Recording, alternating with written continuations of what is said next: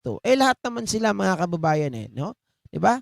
So iwanan na natin 'yan si Halimaw. At ngayon naman ay pag-usapan naman natin mga kababayan, etong kasinungalingan nila Morales, Maharlika, isama na natin sila Digong.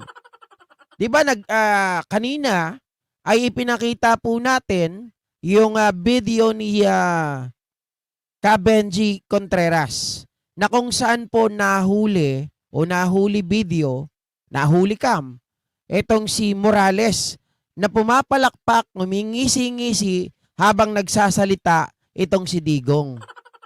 At tayo naniwala na itong si Morales, ipinakita ko rin po sa inyo, may interview si Harry Roque kay Jonathan Morales na sabi niya, hindi raw po sila magkakilala. Di ba? Pero lumabas yung video, napatunayan natin na magkakilala itong mga ito. Ngayon, papatunayan ko pa kasi pwede naman talagang mangyari yun eh. Di ba? Pero, doon pa lang, sasabihin natin, yung mga nakasuot ng, naka-Amerikana si Morales doon, yung mga nakasuot, pare-parehas sila ng uniforme at may mga katungkulan, yung mga naroroon. Ngayon naman ay papakita ko po ng mas malinaw sa inyo ang katibayan na si Morales at itong si Digong ay magkakilala talaga. At isama na natin si Kumar, si James Kumar, mga kababayan, ay kakilala din po nila. Hindi kagaya ng sinasabi nitong si Morales na hindi niya daw kilala si James Kumar na ang tawag niya ay Bombay. Okay? So ayan to mga kababayan, ipapakita ko po sa inyo. Teka lang mag-remove lang tayo ng clip. Okay. Simple justice also. You give the guy a chance. Wala sila pagkatapos ng meeting dito. Tapos yung isa, Alam nyo ba kung anong event ito, mga kababayan? Itong event na to ay event po ng tinatawag nating BACC. Okay? Yan yung mga kababayan. Kalimutan ko ng pangalan ng anti-crime. Okay? Anti-crime po ito. So, Volunteers Against Crime and Corruption. Yan po ang BACC. Yan po yung pangyayari niyan. At syempre, yung mga member ng BACC na yan, mamaya kikilalanin natin. At mapapatunayan ko po sa inyo, hindi po ito yung yung ipinakita sa inyo ni Takero. Hindi po ito mga kababayan, mas pinalawig ko po para patunayan na magkakilala ang mga ito. At baka mamaya itong si James Kumar, mga kababayan, hindi ko alam pero iniisip ko lang. Mamaya sabihin ko sa inyo kung ano nasa utak ko. bigyan pa ni... At syempre, ang bidyong ito ay isa rin sa nagpahamak kay Digong. Bakit?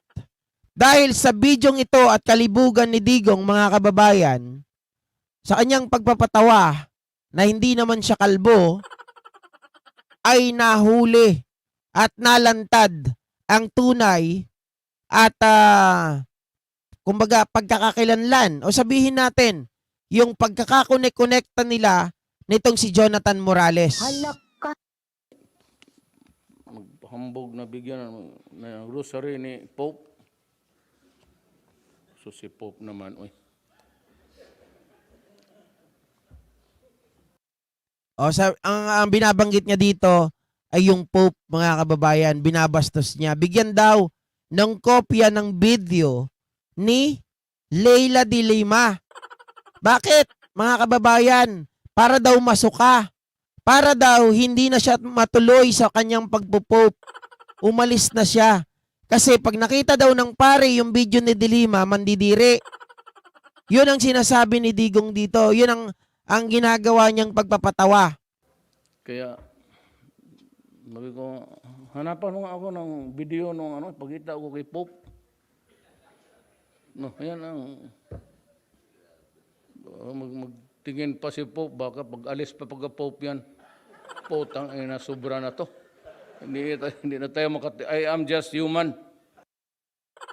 Kita nyo na mga kababayan, baka mandiri daw si Pope sa katawan ni Leila de Lima. Eh yung video na yon, peke yun, di ba? Sila lang din naman ang gumawa ng video na yon. Ganyan katarantado, ganyan kagago, yung Duterte na yan. That's a joke abot ng ano yan. Ayan mga kababayan. Ayan si Morales. Kita nyo ha? Yan din yung pinakita ni Sir Benji Contreras. Pero itong pinapakita ko sa inyo ngayon, mas buo. Diba? BACC po ito. Event ng BACC, speaker, itong si Duterte. So ibig sabihin, itong mga ito, mga nandito ay member ng BACC. I am joking, Pope, but that's, whenever you do a thing, it is open to, if you criticize me, I can criticize you 10 times over. Ayan, maliwanag, mga kababayan, patawa-tawa pa itong si Morales. Kala ko ba may dagdag, JNK? Nakatibayan. Bakit wala naman? Parehas lang eh. Masama ba lang yung video? Easy. Kalma. Diba? Kalma lang. Ipapakita ko po sa inyo yung mga karagdagan. Ano yung mga karagdagan dito? Easy lang easy.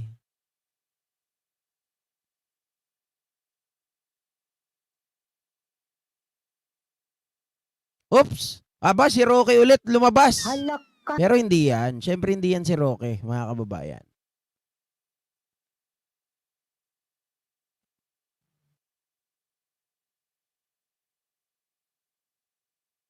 Ayan. Tingnan nyo ngayon.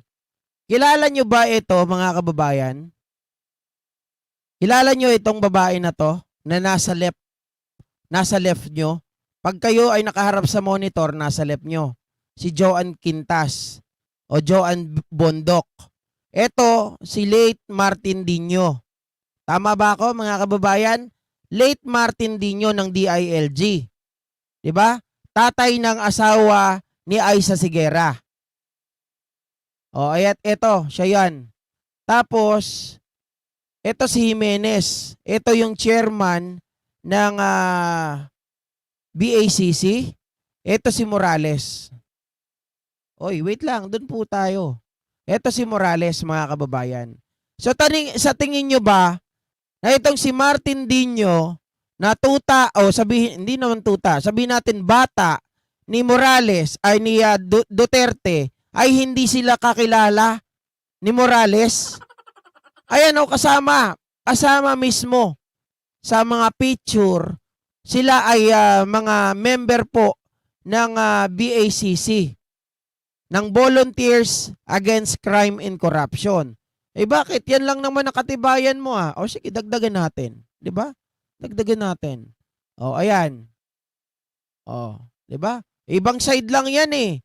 Wala na bang iba, mga kababayan? Pero, the fact na itong si Martin Dino, kakilala si Duterte, bata ni Duterte ito, at ito, si Morales, member din ng BACC.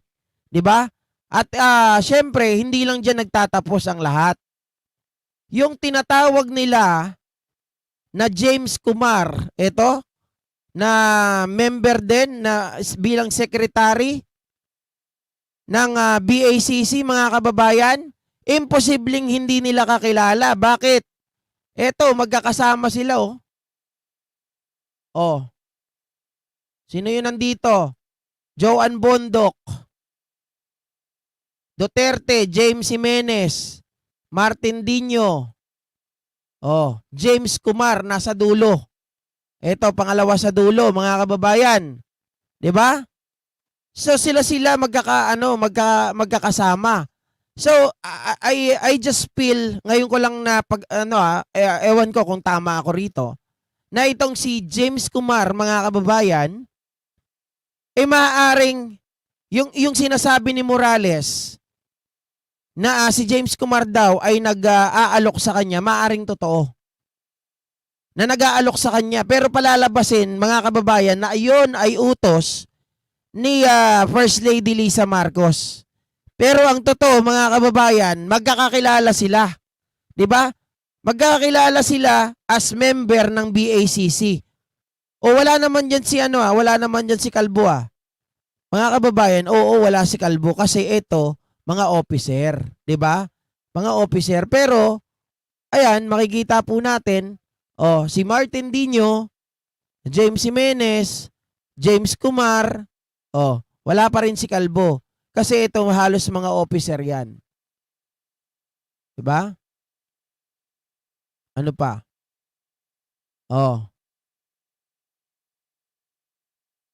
James Kumar, nawala. James Kumar, mga kababayan, Jimenez, Dino. Ngayon, paano mo siya ikokonekta? Paano natin sasabihin na magkakakilala sila? Ngayon, lumalabas dito, mga kababayan, na itong si James Kumar, ito yung nasa isip ko maaring connivance din ito si Kumar. 'Di ba, yung mga pinakita ng mga ibang mga kasama nating vlogger, itong si James Kumar ay sinasabi na ganun din sa sinabi ni Morales na ito yung nakikipag-usap dun sa telepono na nag-aalok na lahat ibibigay sa kanya bilang tulong kapalit ng hindi niya pagtuloy doon sa Senate. Ngayon mga kababayan, lumalabas sa akin, lumilinaw na itong si James Kumar ay isa rin sa kasabwat. Isa sa kasabwat. Na kunwari, palalabasin na tao siya ni FL Lisa para lumabas mga kababayan at magdugtong-dugtong at ma-implicate nila ang pangalan ni First Lady Lisa Marcos na siyang gumagawa ng paraan at nagsasabi na ibigay lahat. 'Di ba? Nagbiro pa nga raw siya, loto ang gusto ko. Walang problema, sabi nila, 'di ba? So ayan mga kababayan, kayo na ang bahalang mag-isip. Siguro naman abot at arok ninyo ang sinasabi ko. Na si Martin Dino napakalapit kay dating Pangulong Duterte at kasama nga dito si James Kumar. So kung napagtatagpi-tagpi nyo, connecting the dots, itong mga ito ay mga kasabwat. Connivance ng kanilang ginagawang istorya. 'Di ba? Maliwanag mga kababayan, no? Balikan natin yung picture kanina. Ayan, Morales. Ayan, yung kalbo na yan, no?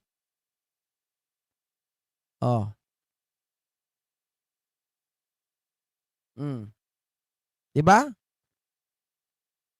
So anong connect, mga kababayan? Din niya yung mga yan, under niya. Halaka. 'Di ba? Kahit sabihin mong non-government itong mga ito, non-government organization, pero sila po ay tawag dito, ina-acknowledge ni Duterte.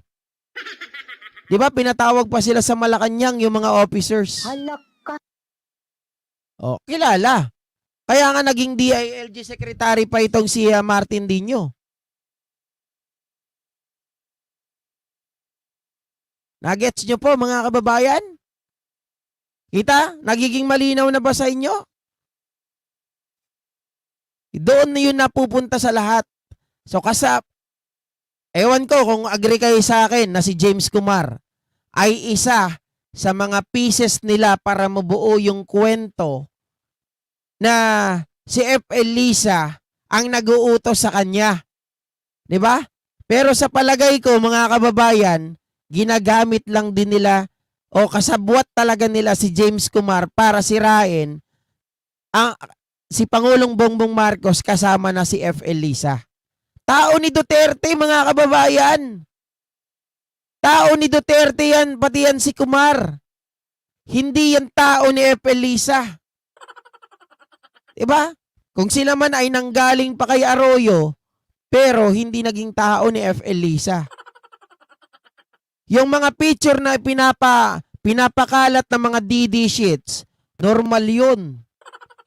Na sila ay magpa-picture doon sa mga politiko. Kahit tayo naman, ang inyong abang lingkod, mayroon din po akong picture ng mga politiko ni Duterte. Di ba? May picture ako niyan. May picture din ako nila Harry Roque. May picture ako nila Vic Rodriguez. So sa palagay nyo ba mga kababayan, ang ibig bang sabihin nun, kasabwat din ako nila? Ang ibig bang sabihin nun, magkaibigan kami? Siyempre hindi. Di ba? Sabihin man nila ng ganun, itatanggi ko yun. Dahil yun ay picture lamang. Ito, picture talaga na alam mo magkakasama, magme-member. Di ba? O, kayo nang bahala. Alam ko naman arok nyo yung naiisip ko eh. Yun lang yun. Wala nang iba. Ang mga ito ay talagang mga bayaran. I-connect nyo na rin yung sinasabi ni Takero kanina sa kanyang vlog.